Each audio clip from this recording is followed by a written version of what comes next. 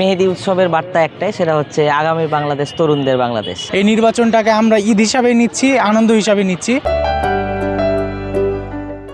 মেহেদি উৎসবটা হচ্ছে বেসিক্যালি জাতীয় নির্বাচন যে আমাদের এতদিন পরে এত সুন্দরভাবে সংগঠিত হতে যাচ্ছে সেটারই একটা উপলক্ষ হিসেবে, হ্যাঁ, যে সবাই একসাথে একটু সময় কাটাবে। আর নির্বাচনটা আসলে অনেক বছর পর একটা ঈদের যে ভাইব থাকে সেটা আমরা পাচ্ছি। তো ঈদ তো মেহেদি ছাড়া হয় না।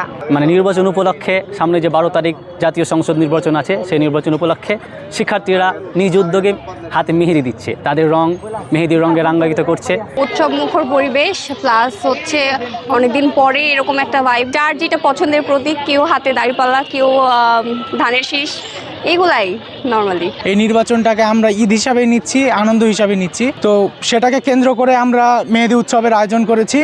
মেহেদি উৎসবের মাধ্যমে আমরা যে পরিবর্তনের ছোঁয়া এবং পরিবর্তনের বাংলাদেশ, সেই পরিবর্তনের ইঙ্গিত দিতে যাচ্ছি।